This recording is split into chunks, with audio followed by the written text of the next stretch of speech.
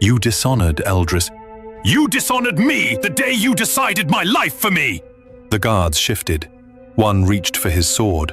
The Jarl raised a hand. Silence. The door had closed, but her words still echoed. I don't share my bed with ghosts. Leif stood there in the center of her home, not as a warrior, not as the son of a Jarl, but as something in between. Less. Something unfinished. His hands, calloused and reddened from the cold, remained clenched at his sides. He hadn't come to fight. But there was no armor for this kind of pain.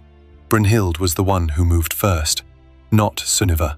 The mother stepped from the shadows and eyed him, the way one sizes up a wounded animal, deciding whether to help or end it. You can stay. One night. No longer. He nodded, didn't trust his voice. She didn't ask if he was hungry, didn't offer a place by the fire, only motioned to the low cot in the corner, half covered in wool and shadow. She handed him a blanket that smelled of damp wood and thyme. He accepted it as if it were a sentence. Sunniva had not moved.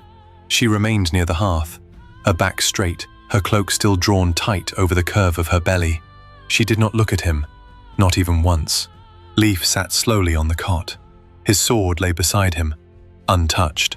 He didn't bother to remove his boots. The cold of the stone floor seeped into his bones. He welcomed it. Outside, wind scraped against the wooden walls. Inside, the silence took on weight. Hours passed. No one spoke. The fire popped, low and stubborn. Brynhild moved through the room like a shadow, pouring tea from a cracked clay pot, wrapping her daughter's shoulders in another layer of wool. She never looked at Leif again. When Sunniva disappeared into the back room, Leif dared not follow. He sat there, staring into the embers until the shapes on the walls blurred. He did not sleep. At some point, Brynhild returned, placed a small bowl of porridge on the stool beside him, and left again without a word. He stared at it, didn't touch it. His thoughts circled endlessly. He had lied to his father. He had stood before the Jarl of Vestfold and said he was riding north to give Sunniva closure, when, in truth, he came to beg, to ask for something he no longer had the right to want. He had come to marry her. He didn't know if that made him weak, or worse, selfish. The flames died low. When Sunniva returned, her steps were slow, heavy. She crossed the room without glancing at him, climbed into her bed without a word, pulled the furs over her belly and faced the war. Only then did he breathe. He lay down on the cot, staring up at the ceiling beams where dried herbs hung like ghosts. His chest ached, not from battle, but from something deeper, from the weight of the name he could no longer offer her. Time passed. The fire hissed as one last log cracked. Her breathing was soft, steady in the dark. From across the room, Sunniva's voice finally came, quiet, dry, nearly gone. You came back with fire in your mouth, but if it's only to burn what's left of me, don't stay. Leif turned his head slowly, but she had not moved. His voice came rough in the dark. I came to give you what I should have never taken. Your name, your place, your peace. Sunniva said nothing, but she did not ask him to leave, and that was something. As the wind cried over the eaves and the night pressed in, Leif remained awake, listening to her breathing, memorizing the rhythm, knowing that in the morning the war he feared would not be with steel and blood, but with forgiveness, and he would have to fight for it, unarmed. But the night did not end yet, not for him. Hours dragged like wounded beasts. He lay still, but sleep would not come. Every groan of timber, every hiss of wind felt like a question he could not answer. Then her breath caught again, not from pain, a choked sound, a swallow, a sob. He sat up, quietly. "Sunniva?" She said nothing, but her shoulders moved. Once, then again. He heard it, barely, a small, strangled sound. He rose, stepped to her bedside, slow as a prayer. "Are you cold?" She whispered. "No." He stood above her. His hand hovered over the furs. "Should I go back to the cot?" She turned her face toward the wall. Her voice came soft. "You never stayed long enough to ask that before." He exhaled, the sound ragged. "Then let me start now." Stillness, but she did not send him away. So he lowered himself beside the bed, not in it, just close enough that she could feel his presence if she wanted. They sat in silence again. Then she said, "He'll never carry your name." He nodded. "But I will carry his." That silenced her, for a long while. The wind slowed. The fire sank to ash, and when she finally slept, he remained at her side, unmoving, undeserving, but unwilling to leave. In that hour before dawn, when the world holds its breath, he let his fingers drift once, barely, to brush a loose strand of her hair away from her cheek. Collaborated, did not stir, but she did not pull away either. And so he stayed. The morning came with silence, not peace. Sunniva woke first. The fire had died, the room was cold. She moved slowly, wrapping her shawl tighter, and went to the hearth to relight the flame. She did not glance at the cot. She knew he was still there. She could feel the weight of his breath in the room. He opened his eyes to the scrape of flint on stone. He watched her back, rigid, distant. Nothing like the woman who had let him touch her belly just hours before. That tenderness was gone now. Packed away like winter clothes after a thaw. She didn't turn around. "You should have gone before I woke." He sat up slowly, rubbing the back of his neck. "I couldn't. It would have been easier. For both of us." Before he could answer, the door opened. Her mother entered with a gust of cold air. Her arms were wet to the elbow from the river, and her eyes narrowed the moment she saw him still inside. She dropped the pail beside the door and crossed the room. "I told you one night." He stood, facing her without flinching. "And I told you I'd earn another." "You fetched water. That does not make you kin." "No, but I'll mend the fence today. It's splitting near the back gate. Your goat won't last the week if it escapes again." Her brow furrowed. He had noticed, and he was right. Sunniva finally turned from the hearth. "So you plan to work your way back, one task at a time?" "I plan to stay until you believe I would never leave again." The older woman exhaled. Long, cold, but she didn't object. Neither did Sunniva. "You'll find the tools behind the shed. If anything goes missing, I'll assume it was you." Outside, snow began to fall. Not heavy, just enough to remind them that spring hadn't yet arrived. And trust, like seasons, never came all at once. For the next 8 days, the mountain held its breath. One frost-bitten morning, Brynhild handed Leif her husband's old gloves. Not a word passed between them, but she did not tell him to leave again. On the 9th day, Sunniva approached the cob where Leif stood feeding goats, the cold air clinging to her braid. They will come for you. You know this. He looked up, brushing hay from his hands, a half-smile ghosting his face. "You fret like an old raven." From the house, Brynhild's voice rang out, rough but warm.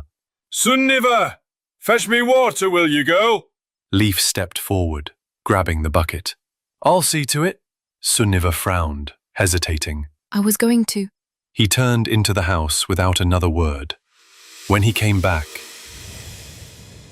she was gone. Far down the slope, her red bucket swung from her hand. She vanished into the trees before he could call out. Leif huffed under his breath. "Stubborn as a frost wind." Brynhild stepped out, drying her hands on her apron. She's her own mind, that one. Leif returned to splitting wood, but the edge in his blows betrayed him. 20 minutes passed. He wiped his brow, looked up. Sunniva! Nothing. Brynhild leaned from the doorway. She's not back yet. The axe fell from his hand. He bolted downhill, boots pounding earth and frost. The trees closed in, and the stream path whispered in the distance. He reached the bend. A red bucket lay overturned near the water, moss darkened by splash. Her shawl snagged on a branch. He froze. Male voices, close, southern tongues, foreign. One man clutched something pale and woolen. No. Gods, no. A branch cracked underfoot. One rider turned, shouted. Oi, there! Leif spun and ran, every muscle screaming, cloaks slashing the air behind him. Only when the woods thickened and the stream fell silent did he drop, gasping. She had slipped away to fetch water. Now she was gone. His jaw clenched, breath shallow. Then he turned and ran. Branches tore at his arms, mud grabbed at his boots. He didn't stop, not until he burst through the edge of the forest and saw the cottage. The door was open. Brynhild stood outside, hands trembling, her apron still damp from morning wash. Where is she? Leif skidded to a halt, chest heaving. Gone. Her voice cracked. Gone where? He looked up, and for the first time since his return, his eyes were not gentle. They were the eyes of a man who'd grown up with wolves. They took her, my father's men. Brynhild's breath caught. Her knees buckled and she gripped the doorway to stay upright. No! He was already moving, toward the shed. Inside, he threw open the chest. His armor, his axe, the cloak he swore he'd never wear again. One by one, he pulled them on. The wolf skin, the iron braces. The blood-bound oath returned with each layer. Brynhild watched, eyes wide. Leif, what will you do? He paused at the threshold. I go to my father. He turned back once, just once. That's where she is. Then he mounted the black horse, the one he'd hidden behind the far ridge, and rode. Faster than the wind, faster than the guilt that chased him. Because war was coming now, and this time, he wouldn't run from it. Life rode hard through the valley, his cloak lashing behind him like a storm cloud. The gate to his father's stronghold loomed ahead, shut tight, guarded by 2 sentries who straightened when they saw the rider approaching. His horse skidded to a halt, hooves churning up dust. One of the men lifted his spear. But then, a figure stepped forward. Gunnar, dressed in dark leathers, his expression unreadable. Life dismounted in one motion, his boots landing hard on the earth. We were expecting you, Gunnar said, arms crossed. Life glared. Is she inside? Gunnar shook his head.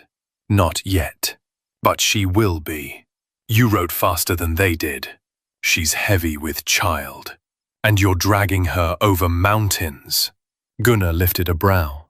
What took them 7 days took you 5. That says more about you than us. Life's jaw twitched. His voice dropped. What are you doing, Gunnar?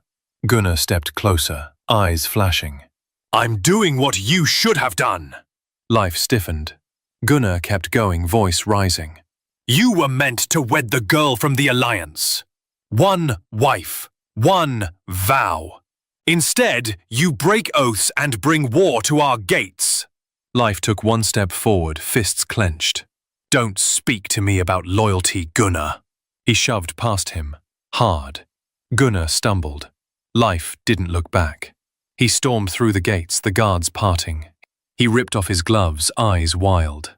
Father, come out and face me. His boots echoed like war drums on the stone floor. He didn't stop. Father! No answer, just the distant creak of floorboards above. Come out and face me! And then, movement. The upper hall parted. The Jarl of Vestfold stepped forward, flanked by guards. grey hair braided down his back. His cloak trimmed in the fur of a bear Leif himself had slain. He looked down, unmoved. So, my son returns. Leif's jaw flexed. He didn't bow. You took her. I reclaimed what your shame discarded. She is not a thing to be claimed. You were raised to rule, not to ruin alliances. You dishonored Eldris. You dishonored me the day you decided my life for me! The guards shifted. One reached for his sword. The Jarl raised a hand. Silence. You came back a beast, not a son. What now, Leif? Will you kill your father in his own hall? No. He stepped forward. I will shame him, as he tried to shame me. He threw something to the floor. A braided ring of silver. Eldris's token. Gasps echoed. Even the guards flinched. I will not marry her. I will not return to that life. If it costs me this clan, then so be it. The Jarl's face twisted. Traitor! Leif stepped forward again, unblinking. Where is she? You dare demand anything from me! Where is she? The Jarl stared at him. Then, with Eldris, in the tower, until I decide what she's worth. Leif didn't blink. Then I'll decide for you. He turned, marched through the hall. The guards parted, and above them all, the Jarl stood unmoving. But his eyes had changed. They no longer saw a sun. They saw a storm coming. The guards had long since cleared the hall. The torchlight guttered low. Behind thick walls, the Jarl of Vestfold stood alone. He stared at the silver braid that Leif had thrown to the floor. It shimmered cold against the stone. He did not pick it up. You never knew how much that alliance cost me. His voice was not for anyone else. It was for the dead, for the wind, for the gods that never answered. He turned toward the high seat, his seat, the same seat where he once placed Leif as a boy, laughing, letting him pretend to command warriors. You were never meant to fall in love with a peasant girl. He walked toward the back chambers, the ones no one entered without permission. Your mother warned me. You'd inherit her stubbornness. Inside the room, a loom sat under a dusty shroud, his late wife's work. He pulled the cloth back slowly, fingers tracing the threads she never finished. I gave up my heart to raise a king. Then his face hardened again. But kings do not get to choose love. He stepped back into the shadows. The silver ring still lay on the ground. He left it there. Leif crossed the courtyard without speaking. Guards stood aside. The wind bit at his jaw, but he didn't flinch. He reached the stone tower and kicked the door open. It groaned on its hinges. Steps spiraled upward in torchlight. He took them 2 at a time, hand on the hilt of his axe, jaw locked tight. Every bootful echoed like a drumbeat. Higher, higher. A voice floated down, mocking, female and sharp as broken glass. So the great Leif comes crawling back. You reached the landing. A narrow hall opened into a torchlit chamber. Eldris. She leaned against the stone wall, arms crossed, dressed in dark riding leathers. A thin braid looped over her shoulder, sea salt still clinging to her hair. Her eyes gleamed with disdain. I always wondered what would finally break you. Turns out, just a pair of soft eyes and a baby in the belly. Where is she? Eldris stepped aside, revealing a door behind her. She didn't move. What, no kiss for the woman you were meant to marry? The one who rode at your side through raids? Slept on snow with you while frostbite crept in? He didn't answer. His hand tightened around his axe handle. You've become weak, Leif. A warrior turned nursemaid. You think our child, our blood, could ever be replaced by some hill-born bastard? He took a step forward. Stand aside. She didn't. She cried for you, you know, the whole ride. So slow with that swelling belly, so quiet. Pathetic, really. She doesn't belong here, and neither do you. Move! The door behind her creaked open. Sunniva stood there, barefoot, pale, hands resting over her stomach. She didn't speak. She didn't have to. Leif's breath caught. His shoulders dropped, but only for a heartbeat. Then he turned to Eldris, voice like iron in snow. You will regret touching her. Eldris didn't flinch, but her smile faded. She's no queen, Leif. He stepped past her. Neither are you. He reached Sunniva and wrapped his arms around her. She shook, only once, then buried her face in his chest. For a moment, nothing moved. Then, footsteps, heavy, slow, coming up the tower stairs. Leaf looked up and waited. Boots scraped the stone. Sunniva gripped Leaf's arm tighter. Her breath hitched. Not from fear, but from knowing that voice, that rhythm, that presence. Gunnar appeared at the top of the stairs, sword at his side, gaze fixed. Leaf, I see you found her. Leaf stepped in front of Sunniva, shielding her without thinking. You lied. Gunnar tilted his head. Did I? I said she'd be here. And here she is. You said they weren't here yet. Gunnar's eyes flicked to Sunniva's swollen stomach. I said many things. But you knew. You always knew. A man like your father doesn't wait. Leaf's jaw flexed. He moved toward him, slow, dangerous. You let them sail with her, over sea, in her state. Do you know what could have? Save me your sentiment. She could have lost the child. Gunnar's calm cracked, voice rising. And what would you have done, Leaf? Stayed? Fought for her like a man from the start? Sunniva flinched. Gunnar exhaled hard, chest heaving, low, venomous. You abandoned everything. And now you want to play savior. You don't get to have both. Leaf didn't blink. Calm, cold. I never abandoned her. I was coming back the moment I left. You just moved faster, with orders you had no right to carry. Gunnar took one step closer. You betrayed our father. Leaf stepped forward too, now face to face, steel in his voice. And you betrayed me. Neither moved. Then Sunniva whispered, soft, shaking. Leaf, enough. He turned. His face shifted. The fury dulled, but didn't disappear. He reached for her hand, low, to her. Let's go. But Gunnar barred the doorway, warning, you'll never get far. Leaf stared him down, calm. Then move, or bleed. Gunnar looked at Sunniva once more. Something flickered. Regret, maybe. Then he stepped aside. Leaf led her down the steps, slow, steady, like she was carrying the world, because she was. And at the foot of the tower, sunlight waited, but so did the Jarl. Leaf stood in the great hall once more. Torchlight flickered against the stone, but it was not warmth he felt, only judgment, only history breathing down his neck.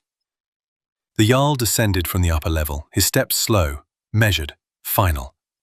He did not sit upon his throne, he stood before his son.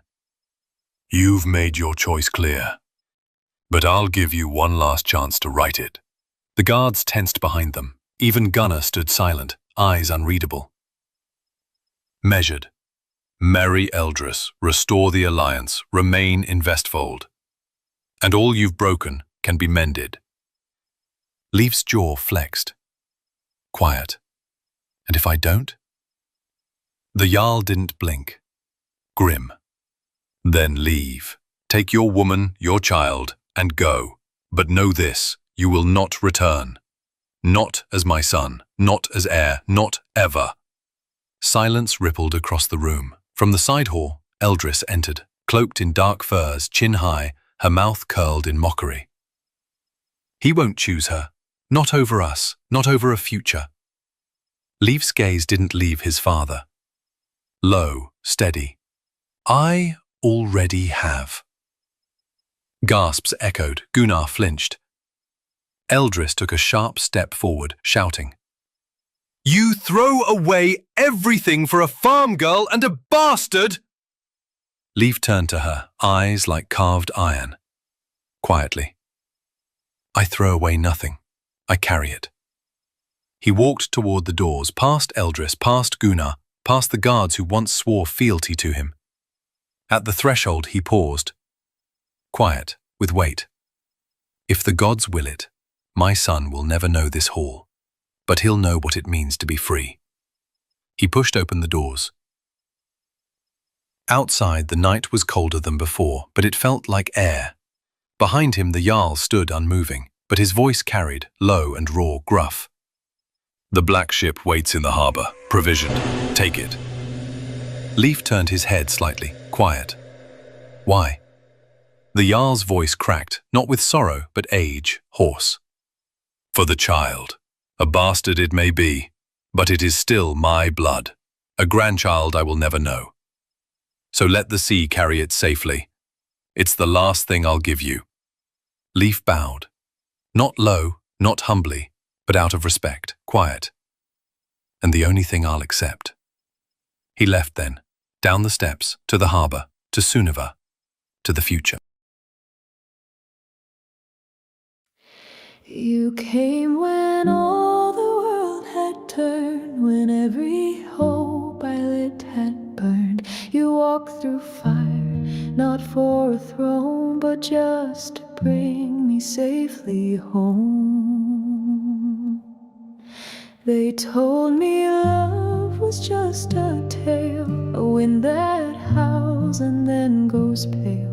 But there you stood, with hands ungloved, and I believed you came for love.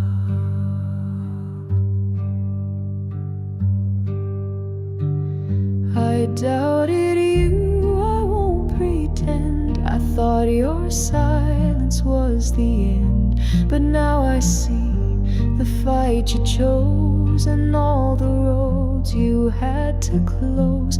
Forgive me for the things I feared, the nights I wept, the lies I steered. Forgive the way I turned to stone. I never meant to stand alone.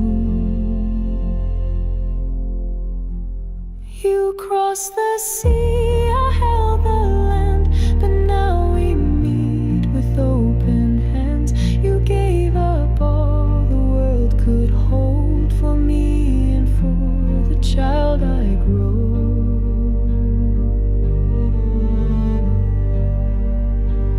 Your father's name is carved in wrath, but you stepped off his golden path. You gave up blood, you gave up kin to be the man I knew within. So let the snow forget our tears, let mountains guard the coming years.